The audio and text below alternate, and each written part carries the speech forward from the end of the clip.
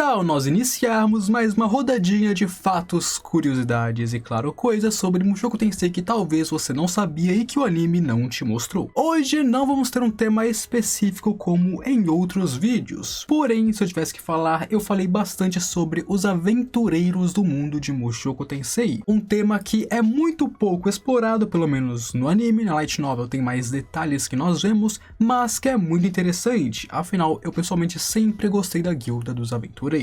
Em primeiro lugar, nós conhecemos recentemente o Bad-God, além de algum tempo atrás termos conhecido a Kirishika também na primeira temporada. Mas vocês sabiam que existem cerca de 30 reis demônios no continente demoníaco? Exatamente, amigos, existem muitos deles. Sinceramente, até hoje eu meio que não entendo muito bem como que funciona para você ser um rei demônio em Mushoku Tensei. Eu não sei se os reis demônios são selecionados cada um por uma raça ou especificamente apenas por poder ou qualquer outra coisa do tipo, mas é um fato de que existem muitos deles por aí. Em segundo lugar, o continente demoníaco, que nós conhecemos muito bem durante a primeira temporada de Mushoku Tensei, é gigantesco, mas vocês sabiam que a maior parte dele é uma área sem governo ou regente? De fato, mesmo que existam 30 Lordes Demônios em todo o continente demoníaco, a maior parte de todo o continente demoníaco não é governada por ninguém, e são áreas sem lei, sendo dominadas pelos monstros ou por bandidos que irão atacar qualquer um que entrarem em seus caminhos. Em terceiro lugar, e isso não foi explicado exatamente, mas nos mostrado de outra forma no spin-off da Ares The Goblin Slayer. Na guilda dos aventureiros, quando você está em um grupo com outras pessoas, embora você seja afiliado a essas pessoas, você pode sim agir sozinho de forma independente, como foi o caso da Ares, por exemplo, aceitando a missão de ir matar goblins. Então sim, mesmo estando em um grupo e sendo realmente filiado a ele, sendo conhecido como a pessoa de tal grupo, você pode tranquilamente fazer missões sem o seu grupo. Em quarto lugar, sabiam que o Rudeus tem medo de roubarem o seu cajado? Mesmo que Rudeus seja alguém incrivelmente poderoso, talvez um dos mais poderosos de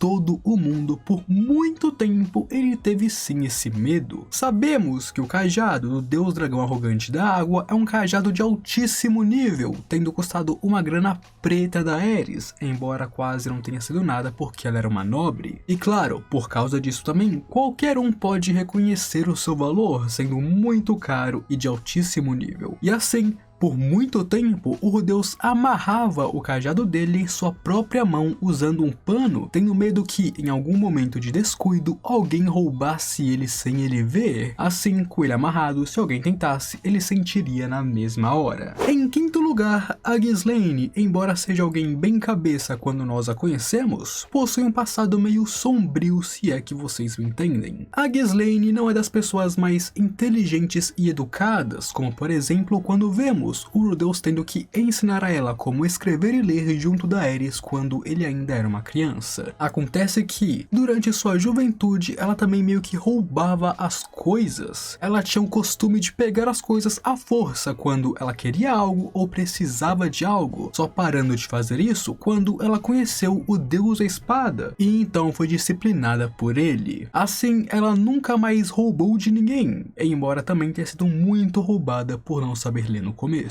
Em sexto lugar, nós já tivemos algumas cenas em Mushoku Tensei onde os nossos personagens visitavam lojas, ferrarias ou outras coisas do tipo que vendem equipamentos, certo? Uma coisa que você pode perceber, e que pelo menos eu percebi e muitas pessoas já perceberam, é que nessas lojas você não vê um arco e flecha, ou se vê, são extremamente poucos e muito dificilmente ser achado. E isso acontece justamente porque arco e flecha não é nada popular no mundo de Mushoku Tensei. Por causa da magia e da aura de espadachins, quase ninguém usa arco e flecha como arma. As pessoas que os usam, normalmente os usam para caçar animais ou outras coisas. E assim, lojas de equipamentos, ferrarias e essas coisas raramente vendem arcos e flechas no mundo de Mushoku Tensei. Em sétimo lugar, eu já vi muitas pessoas pensarem como a Roxy é uma velhaca com um rosto de loli por ser da tribo Migur. Embora ela tenha essa aparência jovem, a Roxy tem cerca de 40 a 50 anos quando ela conheceu o Rudeus, e para os padrões dos Migur, ela pode ser considerada muito jovem ainda, tanto que muitas vezes ela realmente tem ações meio imaturas também. Mas vocês sabiam que ao considerar a vida passada do Rudeus, eles têm mais ou menos a mesma idade? Até os últimos volumes da Light Novel, a Roxy tem entre 40 a 60 anos, tendo ali mais ou menos uns 50, 57, 58, por aí se você realmente prestar atenção. Enquanto o Rudeus teria 27 nessa sua nova vida, e juntando com a sua idade da vida passada, ele teria 57 anos, estando entre 40 e 60 também, ou seja, a idade mental do Rudeus e da Roxy é muito semelhante em idade. Em oitavo lugar, o Rudeus, quando era uma criança, não apenas tinha o costume de ficar espiando a Roxy quando ela estava fazendo coisas, enquanto ouvia seus pais, é claro, fazendo coisas no quarto deles. O Rudeus também sabia exatamente quando a Roxy iria tomar seus banhos, e ele sempre falava que ia fazer alguma caminhada ou correr por aí, apenas para ir espiar ela secretamente. E julgando que ela nunca o repreendeu abertamente por isso, talvez ela não saiba que de fato ele espiava ela naquela época. Agora, em nono lugar, vocês sabiam que o Rudeus, quando ainda era uma criança e estava na Vila de Buena, ele meio que tentou moldar a Sylphie? Durante aqueles tempos, após, é claro, descobrir que a Sylphie era uma mulher, praticamente todos os meses o Rudeus diria para a Sylphie que ele tinha uma preferência e gosto pessoal por cabelos grandes. Assim, ele tinha fé e esperança que ela deixaria o seu cabelo crescer dessa maneira. Embora, é claro, nunca tenha funcionado, até o futuro, onde hoje em dia a Sylphie tem sim cabelos grandes. Em décimo lugar, vocês se lembram da época em que Rudeus ainda estava no continente demoníaco e teve um atrito contra outros aventureiros na cidade de Hikarizu, mais especificamente contra aqueles aventureiros que sequestravam animais domésticos para então pegar missões e os devolver de graça? Então, dentro desse grupo existia Vishkel, e ela pertence a uma raça chamada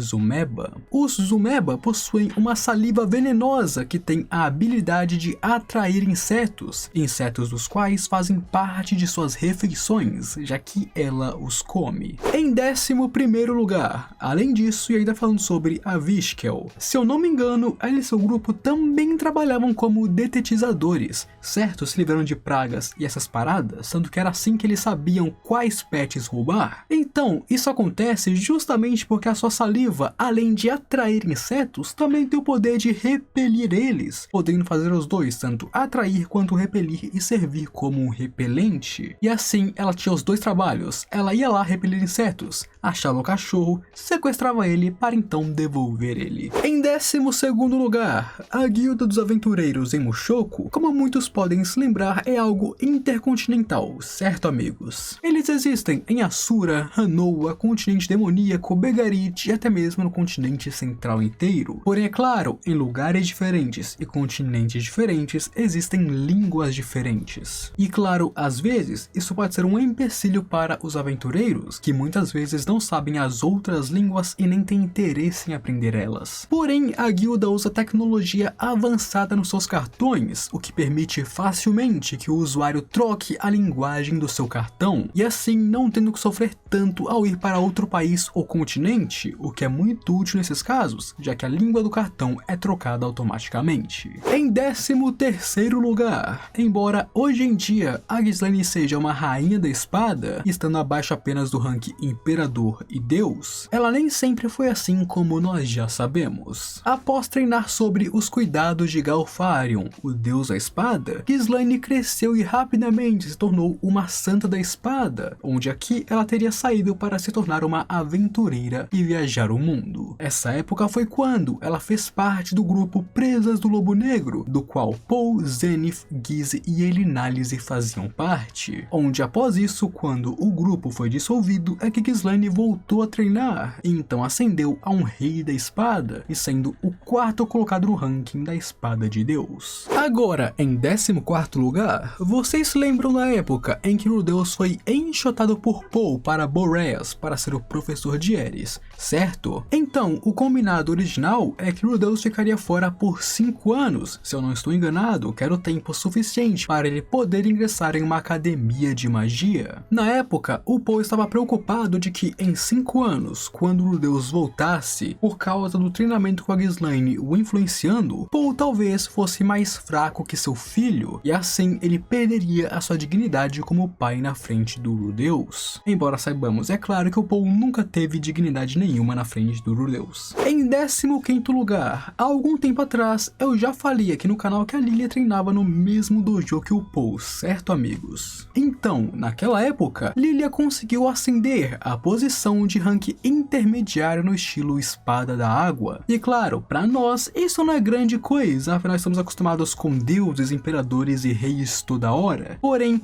para ela e para outras pessoas mais comuns, o ranking intermediário ainda é muito bom. Em 16º lugar, eu acho que no anime nós vimos poucas vezes até agora o Rudeus rezando para a calcinha da Roxy, certo? Acontece que na novel, o Rudeus é bem mais aficionado com isso, meus amigos. Na sua época de aventureiros, Rudeus acordaria todos os dias bem cedinho e rezaria para a calcinha da Roxy, no caso, o objeto especial da deusa todas as manhãs antes de sair de casa. E mesmo durante a sua estadia na escola, até ele mais pra frente ficar com uma certa pessoa, ele ainda rezaria para a calcinha todos os dias e a louvaria de fato como se fosse uma religião. Em 17º lugar, falando um pouco sobre a Ghislaine e seu treinamento com Rudeus durante a infância do nosso protagonista. Vocês sabiam que mesmo quando o Rudeus era uma criança de 7 anos, ele era monstruoso bastante para assustar a Ghislaine? Então, nessa época, a Ghislaine acreditava fielmente de que em uma batalha contra o Rudeus, caso eles começassem a luta em uma distância de 100 metros, ela com certeza perderia para ele. E isso acontece, obviamente, porque a magia dele é incrivelmente rápida e ele não precisa de encantamentos. E embora naquela época 100 metros fosse a distância que ele ganharia dela sem sombra de dúvidas, hoje em dia com certeza é uma distância muito menor, sendo 10 a 20 metros o suficiente para o Deus ganhar de muitas pessoas facilmente. Em 18º lugar, e outro fato curioso sobre aventureiros que vocês podiam não saber ainda, em um grupo de aventureiros, o líder é absoluto. Não é apenas uma questão de que ter um líder ajuda a manter a ordem e tudo mais, é uma questão de que de fato o líder tem a decisão final em tudo. Por exemplo, um líder tem a autoridade de remover um membro de seu grupo quando ele quiser, sem precisar da aprovação de outras pessoas ou da própria guilda. E além de poder remover os membros quando quiser à sua própria vontade, o líder também tem total autoridade para expulsar os membros pela sua própria força. Ou seja, se ele expulsar alguém e houver reação, ou é claro, a pessoa não quiser sair, ele pode exercer a força e expulsar essa pessoa à força. E isso não trará nenhuma repercussão para ele ou para seu grupo. E por último, mas não menos importante, em 19º lugar, além do fato de que a palavra de um líder é a palavra final em um grupo de aventureiros, é um fato de que não existe um grupo sem o seu líder. No caso em que um líder de grupo acabou morrendo em alguma missão ou por algum outro motivo, o grupo não vai continuar com outro líder ou sem líder por algum motivo. Sob a jurisdição da guilda de aventureiros, quando um líder de grupo morre, automaticamente o grupo é deletado e acaba. E caso os aventureiros queiram se reunir novamente, eles precisarão criar outro grupo, só que agora com um novo líder. Isso é o tanto que os grupos giram em torno do seu próprio líder. E junto com esse fato sobre desfazer grupos com a morte de um líder, eu encerro esse vídeo para vocês amigos e eu espero espero que vocês tenham gostado. Se você gostou, deixe seu gostei embaixo para me apoiar e, claro, ajudar o meu trabalho e mostrar que você curtiu meu conteúdo. Além de que, se você quiser, comenta aqui embaixo suas recomendações para outros vídeos, seja sobre Mushoku Tensei, outros animes ou apenas curiosidades. Claro, se inscreva no canal se você não for inscrito ainda, porque assim você me ajuda muito, principalmente na minha meta de 100 mil inscritos, que nós já batemos 50 mil e agora a meta é 100 mil, vamos dobrar a meta. Agora eu me despeço de vocês, aquele abraço, um beijo e até a próxima.